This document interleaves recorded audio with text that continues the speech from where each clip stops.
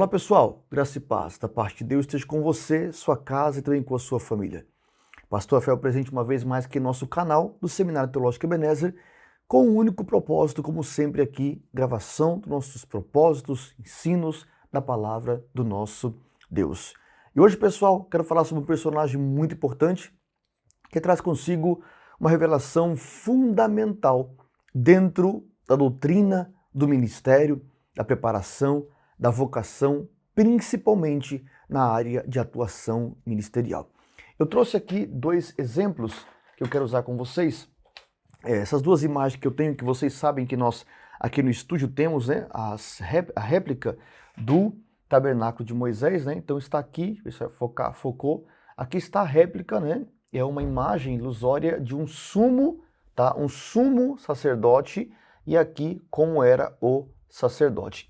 Quero usar hoje essas duas imagens que estão aqui para falar sobre Eli, né, que ele era sumo sacerdote nos seus dias, e havia os seus filhos, Ofni e Finéias, que era dessa forma que eles se vestiam, porque eles eram levitas, eram sacerdotes, assim eles se vestiam, e eles serviam a Deus no tabernáculo até que se corromperam.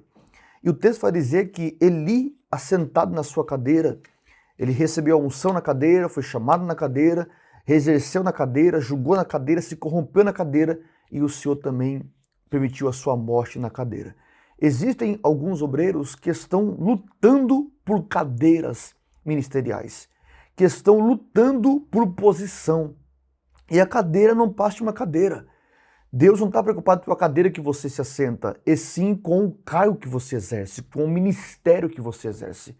E hoje há uma disputa muito grande entre sentar ou não sentar a um lugar de honra, quando isso não vale de nada. Jesus está tão pouco preocupado com o assento que ele disse: o que vencer, eu darei o direito que se assente no meu trono. Pensa isso. Assim como eu venci e me assentei no trono de meu Pai.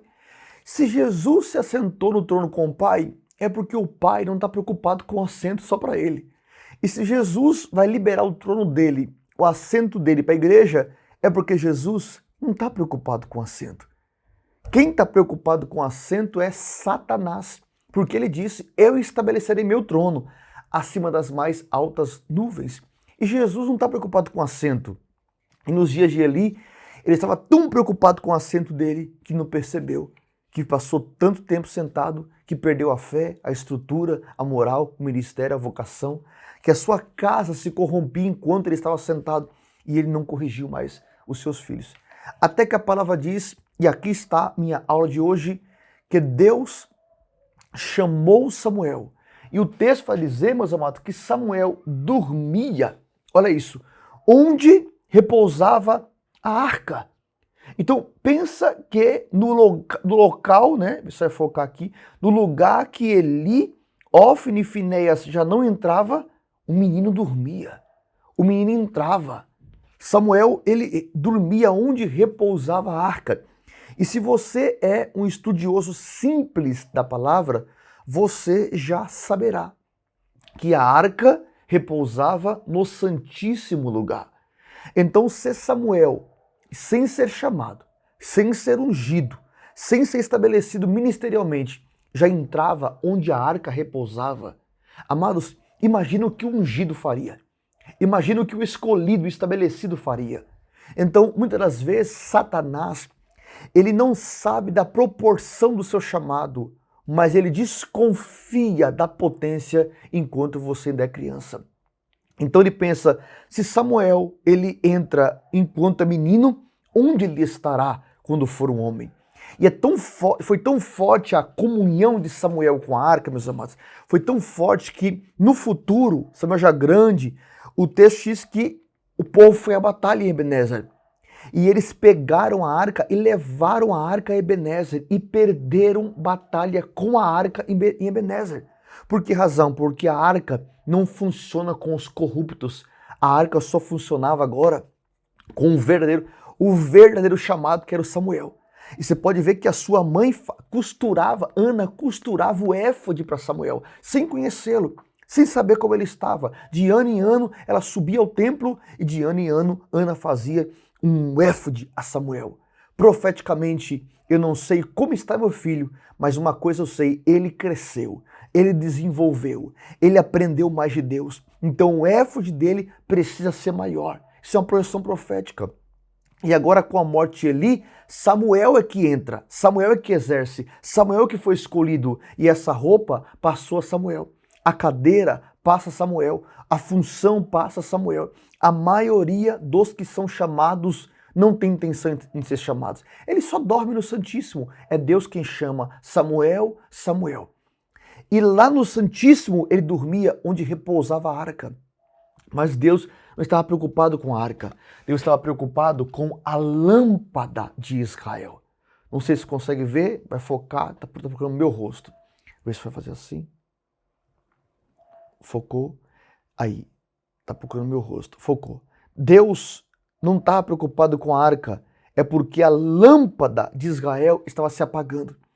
Então, os filhos de Eli deveriam ter o papel de todos os dias entrar, eles, e com os instrumentos do candeeiro, né, a reposição de azeite, os alicates que havia para puxar o pavio que havia enrolado na base do candeeiro, né, a reposição nas romãs, o espevitador, apagador, eles entravam com os instrumentos, deveria repor o azeite continuamente na luminária. Essa é a ordem que Deus disse. Mas como os filhos de Eli estavam corrompidos, eles sabiam que se eles entrassem para o santo lugar, fogo desceria e seriam mortos igual foram Nadab e Abiú. Então o que eles fizeram? Pararam de entrar para o santíssimo lugar. E Samuel passava pelo átrio, pelo lugar santo e dormia no santíssimo lugar. E ele não tinha ideia do que tinha que fazer. Aí ele estava aprendendo por falácia e não por atitude, porque Eli não poderia entrar mais. Ofni e Finéias não poderia entrar mais. Então Samuel lá dentro tem um candeeiro. Ele falava para Samuel, eu não podia entrar, porque sabia que se ele entrasse, fogo desceria. Pensa o nível corrupto que estava o ministério naqueles dias, que nem mesmo o sumo sacerdote poderia adentrar para dentro do Santíssimo ou do Santo, porque eles saberiam, se entrar, vamos morrer. E no máximo que eles chegavam era no átrio, porque eles sacrificavam, os demais sacerdotes que estavam ali sacrificavam a Deus, os sacrifícios, né? Eu trouxe aqui umas ovelhinhas, não sei se vai dar para ver, porque é pequeno, então a câmera às vezes acaba não focando. Isso é focar. Focou aí, tá vendo? Trouxe aqui as ovelhinhas, eles traziam os sacrifícios, né, para a casa do Senhor, e o texto diz que os filhos de Eli, Ofni e Finéias, vinham até o altar, e eles, com um garfo de 3 pontas, eles roubavam a gordura do altar. E Eli, sentado, não dizia nada, não falava nada, até que o Senhor preparou uma batalha para tratar com Ofni e Finéias. E Eli morreu sentado quando a arca foi levada e veio a mensagem, foi-se a glória de Israel. E eles roubavam a oferta. E o Senhor falou, vou eu acabar com isso. Vou levantar um menino para fazer o que os homens não querem mais fazer. E é o que está acontecendo hoje, em que Deus está levantando os novos obreiros, porque os velhos obreiros adulteraram, prostituíram, se venderam, se corromperam por dinheiro. Eles se venderam por oferta. Quantos obreiros que foram chamados para ser pessoas excelentes, mas eles se corromperam ao decorrer da caminhada. Eles falharam, eles caíram, porque não suportaram o peso das tentações. Porque o diabo vai investir de acordo com o aspecto da revelação que ele tem contra você. Jesus, quando nasce, foi-lhe dito, Deus lhe dará o trono de Davi, seu pai, pelo anjo Gabriel, a Maria, depois a José. O diabo esperou 30 anos. Quando Jesus sai do batismo, o diabo leva a um monte muito alto e disse, foi-lhe profetizado que você seria rei, escolhe os reis do mundo. Foi-me dado, eu dou a quem quero. Então observe e veja que o diabo vai investir em cima do seu potencial. Se o seu potencial é ser rei, ele vai lhe oferecer os tronos. Se o seu potencial é ser pão da vida, ele vai dizer, transforma as pedras em pães. Se o seu potencial é crescer, ele vai te dizer, lança-te daqui abaixo, porque foi lhe dito, os teus anjos vão te guardar. Ele vai tentar em cima da sua vocação ministerial. Outra câmera parou, pessoal, voltando para cá. Ele vai tentar você em cima da sua vocação ministerial.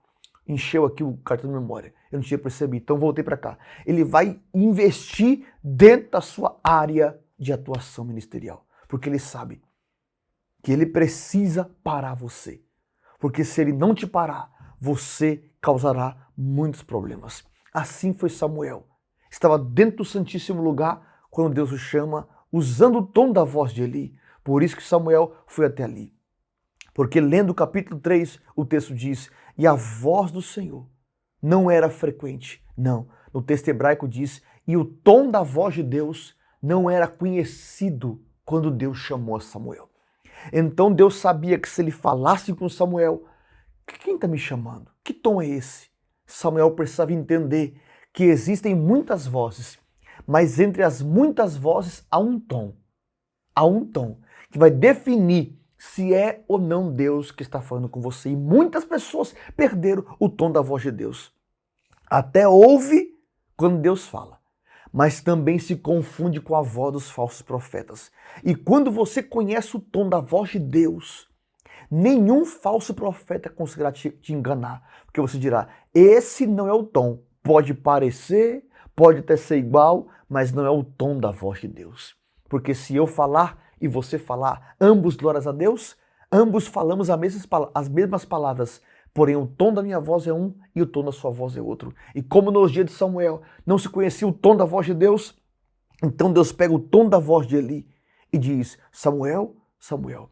E Samuel vem até ali e Eli falou, eu não te chamei, não te chamei.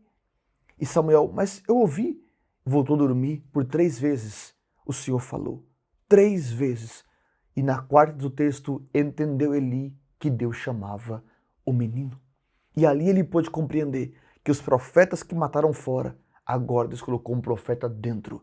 E o que nasceu dentro, ele não pode matar, porque foi fruto da sua própria profecia. Foi por isso que Eli protegeu sempre Samuel, porque Samuel foi o último resultado ministerial de Eli. Porque quando Ana orava, Eli disse que o Senhor lhe conceda o desejo do seu coração. Foi a última boa obra que Eli fez, foi confirmar o nascimento de Samuel. E talvez você que me ouve aqui agora nunca se atentou a isso, que Eli morreu, embora na sua hipocrisia, mas a última obra dele, ele não é lembrado. Os pregadores não veem isso, que a última boa obra de Eli foi confirmar a vinda do sucessor. Porque foi ele quem disse a Ana, o Senhor lhe conceda o desejo do teu coração. E Eli profetizou, confirmou a vinda de Samuel. E agora ele não pode permitir a morte do resultado do seu próprio chamado. É por isso que nos dias de Jesus, diz o texto que as pessoas vinham ver a Lázaro. O texto diz, e vinham ver Lázaro que estava com Jesus. Lázaro é o milagre, Jesus é o executor do milagre. Quem é maior, o milagre ou quem executou? Lógico, é quem executou, porque ele não fará uma única vez. Mas as pessoas vinham ter com Lázaro. E por que Jesus não questionou? Porque Jesus não queria disputar com o resultado do seu chamado. E hoje é um problema, porque eu vou ser fruto para você crescer, e quando você cresce, eu vou disputar com a tua chamada. Como que eu posso disputar com aquele que eu levantei? Como que eu posso disputar com aquele que eu chamei? Jesus não se preocupou com Lázaro, como Eli não se preocupou com Samuel. Então, meus amados, deixo hoje essa palavra no seu coração.